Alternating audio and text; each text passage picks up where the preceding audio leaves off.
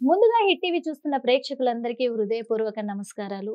మరి మన సమాజంలో ఇప్పుడు చూసుకున్నట్లయితే చాలా వరకు కూడా చాలా మందికి అసలు సంతాన సమస్యలనేటివి చాలా వరకు రేకెత్తుతున్నాయి. అంటే ఈ సంతాన సమస్యలు దేనివల్ల వస్తున్నాయి? ఎందుకొస్తున్నాయి? ఈ సంతానం కలగకపోవడానికి కారణాలేంటి? ఇవన్నిటిపైన కూడా క్లియర్‌గా మనకి ఎక్స్‌ప్లెయిన్ చేయడానికి ఈరోజు మన హిట్ టీవీ స్టూడియోలో మన ముందున్నారు ఒక ముఖ్యమైన అతిథి అని చెప్పుకోవచ్చు. 3 జగద్గురు పీఠం వారసురాలు, అలాగే చైర్మన్ అని కూడా చెప్పుకోవచ్చు. ఎంచక్కగా తన పేరు ఏంటో కాదు, మైలవరపు నాగమణి గారున్నారు. చాలా క్లియర్‌గా ఎక్స్‌ప్లెయిన్ చేస్తారు. ఎందుకంటే చాలా అనుభవస్తులు వాళ్ళు. ఎందుకంటే అన్నీ చూసి ఉన్నవాళ్ళు కాబట్టి అలాంటి వాళ్ళు చెప్తేనే మనకు అర్థమవుతాది. అప్పట్లో ఎలా ఉంది? ఇప్పట్లో ఎలా ఉంది? అప్పటి సమాజంలో ఏ ప్రయత్నాలు చేయకపోయినా ఆస్పత్రులు ఇలాంటివేవి ఆళ్ళు ఎళ్లి చూపించుకోకపోయినా ఎంచక్కగా వాళ్ళకి సంతానం కలిగి ఒక్కొక్కరు 5, 6 మందిని పిల్లల్ని కనేవాళ్ళు, పెంచేవాళ్ళు, పోషించేవాళ్ళు. చక్కగా ఉండేది అప్పుడు ఉమ్మడి కుటుంబం. కానీ ఇప్పుడు ఒకరినిద్దరిని కనాలన్నా కష్టంగానే ఉంది. ఎక్కడ జరుగుతుంది ఈ లోపం? ఎక్కడి నుంచి ఈ సమస్యలు మొదలవుతున్నాయి? అన్నీ అడిగి తెలుసుకునే ప్రయత్నం చేద్దామా మరి? నమస్తే అమ్మా. నమస్కారం అమ్మా. పెళ్లి చేసుకొని, పెళ్లి చేసుకొని మంచిగా కాపురం చేయాల్సిన దంపతులే చాలా వరకు కూడా ఇప్పుడు పిల్లలతో సంబంధం లేకుండా అంటే పిల్లలైనా కాకపోయినా చిన్న చిన్న కారణాల వల్ల విడిపోతూ ఉన్నారు. అవునమ్మా. భార్యాభర్తల మధ్య గొడవలొస్తున్నాయి. అసలు ఈ భార్యాభర్తల మధ్య ఎందుకు గొడవలొస్తున్నాయంటారు? గతంతో పోల్చుకుంటే ఇప్పుడు ఇంకా ఎక్కువైపోయాయి గొడవలు. అవునండి. గతంలో ఉన్నంత అనుబంధాలు ఇప్పుడు లేకుండా పోయాయి. అవును. అంటే ఎక్కడ పొరపాటు జరుగుతుంది? ఏం జరుగుతుంది? వాళ్ళ మధ్య గొడవలు రావడానికి కారణం ఏంటంటారు? చాలా చెప్పుకోదగ్గ విషయం అమ్మా. హ్మ్. పెద్దలకు గాని, ఎవరికీ గూడా ఇది బాధాకరమైన విషయమే. అవును. నిజంగా. అయితే పూర్వం రోజుల్లో గూడా మనస్పర్ధలు, భార్యాభర్తల మధ్య మనస్పర్ధలు, కలతలు ఉన్నాయి. లేవని నేననను. హ్మ్. ఉన్నాయి. చూసుకోపోటాలు, అవును. ఆహ్, భా భార్యల్ని భర్తలు వేధించటాలు ఉన్నాయి. అప్పుడే ఎక్కువున్నాయింక. ఉన్నాయి. హ్మ్. ఉంటే ఏంటంటే వాళ్ళు గుంభనంగా ఉండేవాళ్ళు. హ్మ్. లోపలే ఇంట్లోనే సమస్యలనేవి బయటికి తెలియనీయకుండా గుమ్మనంగా ఉండి కాపురాలు చేసుకుంటూ ఉండేవాళ్ళు. ఆడవాళ్ళలో సహనం ఉంది. హ్మ్. అంటే ఇదివరకు ఇప్పటి రోజుల్లో ఆడవాళ్ళలో సహనం లేదంటారా? ఆడవాళ్ళల్లో పూర్తిగా సహనం ఉంది, ఓర్పుంది. హ్మ్. ఇప్పుడు మరి ఈ హడావిడి జీవితం వల్లో ఏమిటో ఆడవాళ్ళల్లో గాని, మగవాళ్ళల్లో గాని తగినంత సహనం, ఓర్పు, టైము హ్మ్. ఇది కూడా లేవటకపోవటమే ముఖ్యమైన కారణం అని నేను అనుకుంటాను. తర్వాత ఇంగ్లీష్ భాషలో చెప్పాలంటే ఇగో. ఈగో అంటారా? ఈగో. ఒకళ్ళ మీద ఒకళ్ళకి ఆధిపత్యపు పోరు. హ్మ్. నువ్వేంటి నాకు చెప్పేది? నువ్వు నాకన్నా ఎక్కువ, నేను నీకన్నా తక్కువ హ్మ్. అన్న ఒక ఇది వస్తోంది. అంటే ఇంతకుముందేమో ఆడవాళ్ళు సహనంగా ఉండి ఏదన్నా పడ్డారు, ఏం చేసినా పడ్డారు. అంటే మీరు కొడితే పడాలి, తిడితే పడాలి. మేమెందుకు పడాలి? అన్నిట్లలో మేము కూడా ముందు వరుసలో ఉన్నాము. అన్నీ సాధించి తీరుతున్నాం అనే ఒక ఇది ఉంటది కదా మరి. అది ఉండొచ్చు కానియండి. హ్మ్. ఏదైనా మగబిడ్డే అమ్మ. ఎంత పడితే అంత మాట హ్మ్. మాట్లాడటం అనేది అది సభ్యత కాదు. హ్మ్. ఆడదానికి మహాలక్ష్మి రూపంగా చూశారు. హ్మ్. ఒక సభ్యతా సంస్కారం కలిగిన ఒక మాతృమూర్తిగా మనం చూస్తున్నాం. అట్లాంటి మాతృమూర్తి అనకూడని మాటలు హ్మ్. నోటి మించి హ్మ్. రావటం. హ్మ్. భర్త అంటే విలువ, గౌరవాలు నీ భర్తకు నువ్వు విలువ ఇవ్వకపోతే పక్క వాళ్ళిస్తారా? హ్మ్. అట్టాగే నీ భార్యకి విలువ, గౌరవం ఇవ్వకపోతే పక్క వాళ్ళిస్తారా? హ్మ్. కాబట్టి నేనేమంటానంటే, మీ మధ్య ప్రేమ లేకపోయినా పర్వాలేదు. హ్మ్. అది పక్కన పెట్టండి. ప్రేమో, దోమో. కనీసం గౌరవ మర్యాదలుండాలి అంటా నేను. ఆ గౌరవ మర్యాదలు లేకపోతే భార్యాభర్తల మధ్య సంసార జీవితం విచ్ఛిన్నమవుతుందమ్మా. హ్మ్. గౌరవం తప్పకుండా అంటే ఉండాలి. ఈ విభేదాలు ఎక్కడొస్తున్నాయంటారు? ఒక రకంగా ఇద్దరు కలిసి ఉద్యోగాలు చేయటం. హ్మ్. ఇద్దరి చేతుల్లో డబ్బులుండటం. హ్మ్. ఒకళ్ళ మీద ఒకళ్ళు ఆధారపడకుండా ఉండటం. హ్మ్. కదా! మనస్తత్వాలు కలవకపోవటం. హ్మ్. విభిన్న ఒకరికొకరు మనస్తత్వాలవ్వటం. ఒకరికొకరు టైమ్ స్పెండ్ చేసుకోకపోవడం. చేసుకోకపోవటం. విభిన్న ఎందుకండి టైముని వదిలేయండి. టైము మీరు గడుపుకోవాలంటే టైం అదే వస్తుంది. హ్మ్. అసలు మీరు ఆలోచన చేయటం లేదు గదా! హ్మ్. మేమిద్దరం చక్కగా అన్యోన్యంగా టైముని మేము కేటాయించుకోవాలి, గడుపుకోవాలని అసలు ముందు మీరు ఆలోచిస్తున్నారా? ఆలోచించట్లేదు గదా! హ్మ్. అమ్మ చిన్న విషయం చెప్తాను. ఇదివరకు ఎప్పుడైనా ఆడవాళ్ళు మగవాళ్ళకి స్నానం చేసేటప్పుడు వీపు రుద్ది నీళ్లు ఆ! పోయటం. చిన్ని చిన్ని అచ్చట్లు, ముచ్చట్లు గాని ఏదైనా అనుకోవచ్చు. ఇవాళ ఎవరు చేస్తున్నారండి? అవును. కదా. నిజం. ఆ, భర్త బయటికి వెళ్ళేటప్పుడు ఎదురు రావటం, ఏదైనా బొట్టు పెట్టడం, చిన్న చిన్నవి ఏదైనా అందించటం, ఒకళ్ళకు ఒకళ్ళు సేవ చేసుకోవటం వల్ల ప్రేమలో ఆప్యాయతలు పెరుగుతాయి తెలుసా. ఇవాళ ఎవరున్నారు, నువ్వు ఆఫీసు పరిగెత్తాలి, నేను ఆఫీసు పరిగెత్తాలి, నువ్వు కాఫీ కలుపు, నేను పంచదార వేస్తా, లేకపోతే నువ్వు డికాషన్ పెట్టు, లేకపోతే నేను వాకిట్లో ముగ్గేసుకుని వస్తా, నువ్వు వాషింగ్ మిషన్ లో బట్టలు వెయ్యి, నేను ఆరేస్తా. నిజమే. మీరు ఆప్యాయంగా మాట్లాడుకోవటానికి ఎక్కడా కదా. కాబట్టి పరిస్థితులని ఇట్లా మాట్లాడినప్పుడు వాళ్ళు జోకులు వేసుకోవటానికి ఎక్కడండి, నిజం. మీరు చెప్పింది సరదాలు ఆడుకోవటానికి ఇదే సరదాలు. ఆఫీసు పరిగెత్తు, లేకపోతే ఆఫీసు నుంచి ఇంటికి వచ్చిన మా బాస్ అట్టా అన్నాడు, లేకపోతే మా మేడం ఇట్టా అంది, లేకపోతే నాకు ఈ నెలలో జీతం తగ్గించారు, ఇవే గొడవలు తప్ప వాళ్ళు ఎక్కడన్నా అన్యోన్యంగా చిలకా గోరింకల్లాగా కిచకిచలు ఆడుకుంటూ అన్యోన్యంగా అచ్చట్లు ముచ్చట్లు ఆడుకునేది ఎక్కడ అసలు తెలుస్తోందా అంటున్నా ఇప్పుడు వాళ్ళకి. అసలు సరసం అంటే ఏంటో, సరసం కూడా 3 సరసాలు ఆడుకుంటున్నారు, కొట్టుకోవటం, తిట్టుకోవటం, ఒరే అరే అనుకోవటం. భార్య సరసం ఇప్పుడు కొట్టుకోవడం, తిట్టుకోవడమే. భర్తని ఒరే అని పిలుస్తుంది, అదేమంటే పేరు పెట్టి పిలుస్తుంది. ఒకరు ఏదైనా ఇసిరేసారంటే అక్కడి నుంచి ఇంకొకటి ఇసిరి పడతా ఉంటారు. ఎక్కడండి, అందులో ఇంట్లో పెద్దవాళ్ళు లేకపోతే మరీ అండి వాళ్ళకి విచ్చలవిడి, వాళ్ళ ఇష్టం వచ్చినట్టు కొట్టుకుంటే. అంటే ఇప్పుడు పెద్దవాళ్ళ దగ్గర ఇప్పుడున్న జనరేషన్ వాళ్ళు ఎవరైనా ఉంటున్నారంటారా? జనరేషన్ వాళ్ళు ఉంటున్నారా అంటే కొంత ఉన్నారు కాబట్టి సర్ది చెప్పే ప్రయత్నం అనే చేస్తారుగా, బాబు మీరు అట్లా అనుకోవద్దు అని. అసలు పెద్దవాళ్ళ దగ్గర ఉంటున్నారా? అసలు లేదు, అసలు వాళ్ళు ఉంటే గిట్టదు కదా, వీళ్ళకి పనికిరాదు కదా, వాళ్ళంటేనే పనికిరాదు కదమ్మా, పెద్దవాళ్ళు అంటేనే పనికిరాదు కదా. అట్లా చాలా మంది దంపతులు పిల్లలు కన్న తర్వాత కూడా పిల్లలు ఎదురుగుండా కూడానండి వీళ్ళు కొట్టుకోటాలు, తిట్టుకోటాలు మరీ దారుణం. అసలు వాళ్ళు ఏమైపోతారు, వాళ్ళకి మీరేం చెప్తారు తల్లిదండ్రి. ఇంట్లో ఎవరైనా పెద్దవాళ్ళు లేకపోతే మరీ వీళ్ళు రెచ్చిపోతున్నారమ్మా. ఇద్దరు ఉంటారు కదా, ఇద్దరే ఉండటంతో మరీ స్వేచ్ఛ అనమాట. స్వేచ్ఛ, ఎంత పడితే అంత మాట మాట్లాడుకో, వాళ్ళ ఇష్టానుసారం. ఒకవేళ వీళ్ళ కర్మగాలి వీళ్ళకి ఒకళ్ళో ఇద్దరు పిల్లలు ఉన్నారనుకో, వాళ్ళకి తిండి ఉండదు, తిప్పలుండదు. వాళ్ళు కూడా ఈ పోట్లాడిని చూస్తూ ఉండి ఉత్తర ఒక 10-15 ఏళ్ల తర్వాత మా భార్యలతో మేము ఎలా పోట్లాడుకోవాలని ఆలోచన చేస్తూ ఉంటారు. కొంతమంది పిల్లలైతే ఇవే ఆటలు ఆడుకుంటున్నారు, వాళ్ళ అమ్మా నాన్న ఏవైతే అనుకుంటున్నారో అవే ఆటలు ఆడుకుంటున్నారు. కాబట్టి ఈ వివాహ వ్యవస్థ అనేది చాలా దెబ్బతింది. పెద్దవాళ్ళు ఎవరు చెప్పినా కూడా వినే స్థితిలో లేదు. ఇప్పుడు ఏంటంటే డబ్బు సంపాదన ఎప్పుడైతే వచ్చిందో, ఇదివరకు అమ్మా ఎవరో భర్త సంపాదించేవాడు, భార్య ఇంట్లో సంసారాన్ని, అత్తమామని, పిల్లల్ని అందరిని చూసుకుంటూ ఉండేది. అప్పుడు ఏంటంటే భర్త సంపాదన మీద ఆధారపడి ఇల్లు అంతా జరుగుతోంది కాబట్టి చికాకుగా బయట నుంచి మగ మనిషి వచ్చి ఒక మాట అన్నా కూడా ఇల్లాలు సర్దుకుపోయేది.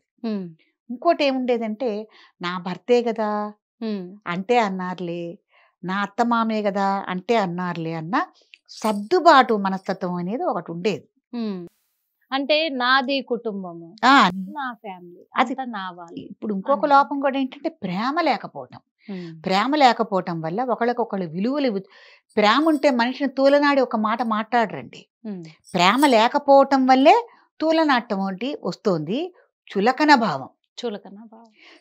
భావం ఉండటం వల్ల కూడా ఒకళ్ళ మనం తేలిగ్గా మాట్లాడతాం.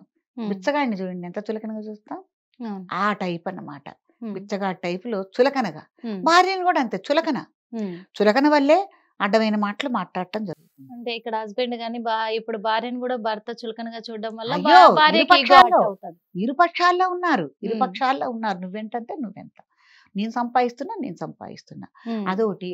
ఆ సంపాదనను కూడా సంపాదించుకున్న ధనలక్ష్మిని అట్ట వీళ్ళు జాగ్రత్తగా ఏమైనా చేసుకుంటున్నారా? లేదండి, ఉబ్బిడి దిబ్బిడి సంసారాలు. మీకు ఇంకొక సామెత ఉంది, పడుచుల కాపురం చితుకుల మంట అని. అంటే పడుచులు కాపురం చేస్తుంటే పెద్దలు ఎవరు సహాయం సహకారాలు లేకుండా చితుకుల మంట, ఇంత చితుకులు తీసుకొచ్చి మంట వేస్తూ ఉంటుంది, పురుపురా అట్లా మండి ఆరిపోతుంది, నిలవదు. పెద్ద పుల్లలతో పెట్టిన మంట అట్లాగా నిలవదు. అట్లా అందుకే పడుచుల కాపురం చితుకుల మంట అని అనేవాళ్ళు పెద్దలు. కాబట్టి ఇప్పుడు అంతా అట్లా చేసుకుంటున్నారు.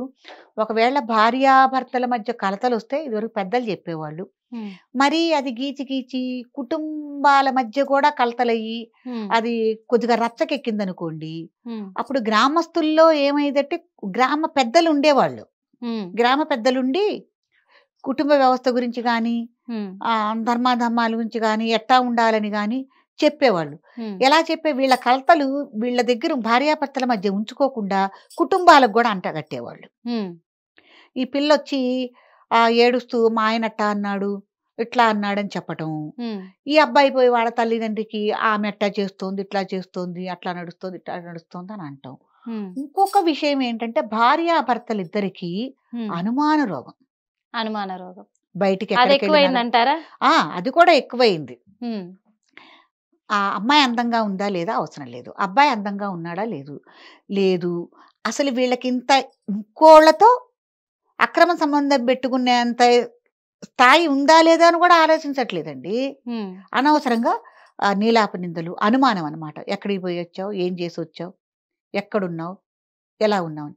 అట్లా ఆడపిల్లల్ని ఎక్కువగా హింసించేవాళ్ళు కూడా ఉన్నారు. ఒకవేళ ఏదన్నా ఆడకూతురు ఉద్యోగం చేస్తోందనుకోండి బయట, ఇప్పటిదాకా ఎందుకున్నావు? హ్మ్. స్కూళ్ళల్లో గూడానండి టీచర్లుగా చేసేవాళ్ళకి 7 గంటల దాకా అనవసరంగా మీటింగులు పెడుతున్నారు. హ్మ్. టైమ్ టేబుల్ ఏయటానికి గూడా టీచర్లకి మీటింగ్ పెడుతున్నారు. మరి అప్పటిదాకా ఉండాలా? వద్దా ఈ టీచరు?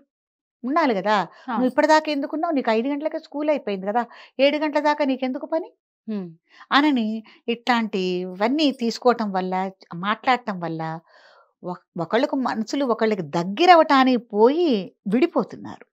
విడిపోయి మనస్తత్వాలన్నీ వేరు వేరైపోయి ఒక రకంగా మనసులు విరిగిపోతున్నాయి. మరి భార్యాభర్తలు కలిసుండాలంటే ఏం చేయాలి? ఇదివరకమ్మా పెద్దలు చెప్పేవాళ్ళు. ఎక్కడ మన పల్లెటూర్లలో గాని ఎవరైనా పెద్దలు చెప్పేవాళ్ళు, పంచాయతీలు చేసేవాళ్ళు.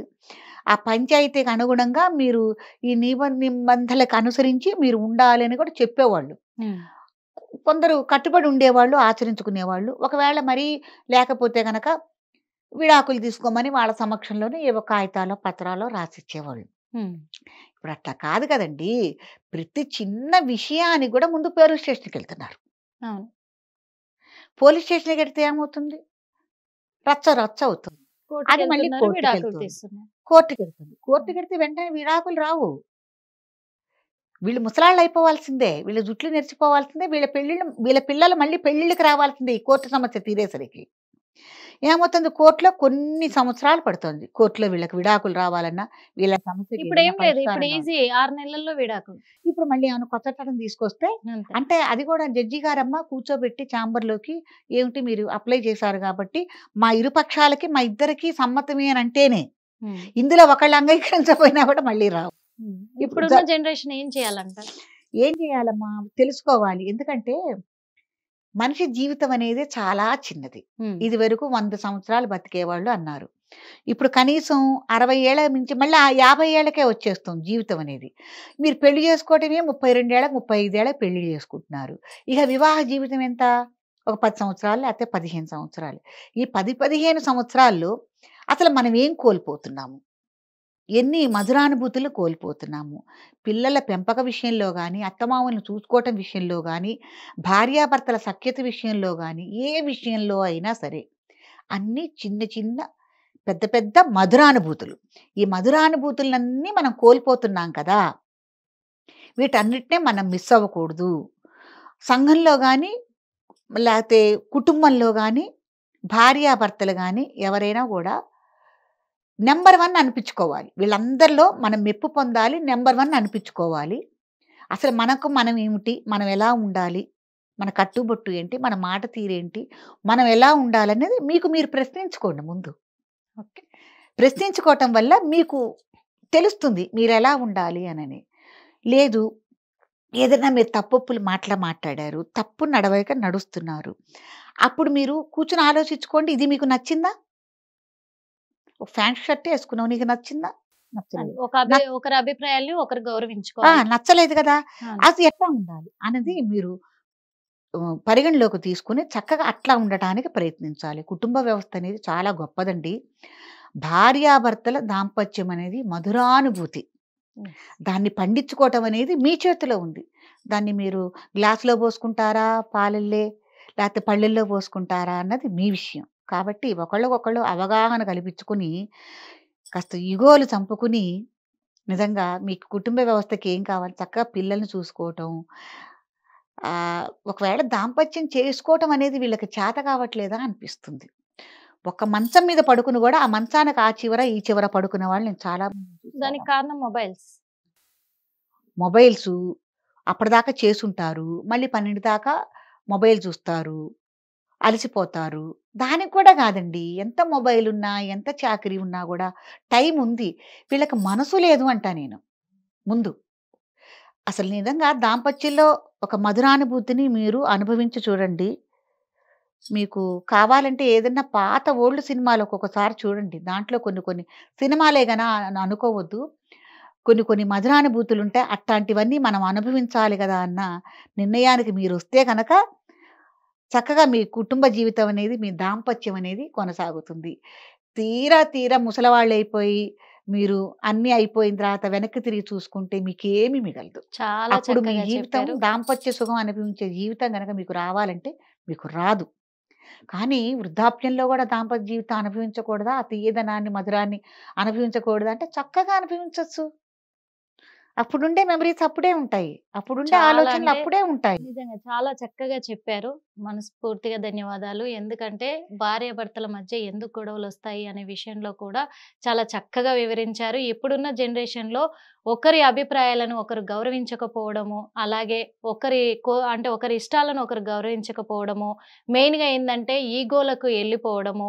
ఒకప్పుడున్న జనరేషన్‌లో మాత్రము అత్తమామలకు, కుటుంబానికి, భర్తకి, పిల్లలకి టైమ్ స్పెండ్ చేస్తూ కూడా విలువనిచ్చేవాళ్ళు ఆడవాళ్ళు. అదే రీతిగా నా భార్య నాకు విలువనిస్తుంది అని చెప్పేసి కూడా మగవాళ్ళు బాధ్యత తీసుకొని కుటుంబం మీద ప్రేమతోటి పెద్దలను గౌరవిస్తూ ఉండేవాళ్ళు. అలా సాగిపోయి మంచిగా అన్యోన్యంగా కలిసుండేవాళ్ళు. కానీ ఇప్పుడు ఏంటంటే నీతో పాటు నేను జాబ్ చేస్తున్నా, నాతో పాటు నేను జాబ్ చేస్తున్నా. నేను సంపాదిస్తున్నా. నువ్వు చదివినంత నేను చదివాను. కాబట్టే నువ్వెంతో నేనంత అనే ఒక సమానత్వాన్ని కోరుకొని అది ఈగోలతోటి కూడుకున్నటువంటి సమానత్వాన్ని కోరుకుంటున్నారు కాబట్టి అందులో ఒకటి ఒకరి అభిప్రాయాలను ఒకరు గౌరవించకుండా, ఒకరి ఇష్టాలను ఒకరు గౌరవించకుండా, ఈ మొబైల్స్ కూడా ఒక కారణమే అని చెప్పొచ్చు. దానికి అలవాటు పడిపోయి కూడా భార్యాభర్తల మధ్య అన్యోన్యత అనేది తగ్గిపోయి, గొడవలకు కారణమవుతుంది. అది పిల్లల భవిష్యత్తు మీద కూడా దెబ్బతీస్తుంది. ఆళ్ళ భవిష్యత్తు కూడా పాడవడానికి కారణము ఓ పరంగా చూసుకోవాలంటే ఈ దంపతులే కారణం అని చెప్పొచ్చు. అందుకు ఇవన్నీ కూడా పక్కన పెట్టేసి మళ్ళీ భార్యాభర్తల మధ్య అన్యోన్యత పెరగాలి అంటే ఫస్ట్ టైమ్ స్పెండ్ చేసుకోండి. ఒకరి అభిప్రాయాలు ఒకరు గౌరవించండి అని చాలా చక్కగా చెప్పి, ఏం జరుగుతుంది ఈ రోజంతా కూడా కూర్చొని చర్చించుకోండి. ఏం చక్కగా ఒకరి అభిప్రాయాలను ఒకరు పంచుకోవడం వల్ల ఆ టైం స్పెండ్ చేసుకుంటారు కాబట్టి ప్రేమలు పుడతాయి. మళ్ళీ వాళ్ళ దాంపత్యం బావుంటది. విడాకుల దాకా ఎళ్ళదు కాబట్టి ఇలాంటి చిన్న చిన్నయి పాటించుకుంటే సాఫీగా సాగిపోతుంది సంసారం అని చక్కగా చెప్పారు. మరి చూసారు కదా! మరో ఇంటర్వ్యూ‌ల మళ్ళీ కలుద్దాం. అప్పటి వరకు చూస్తూనే ఉండండి హిట్ టీవీ.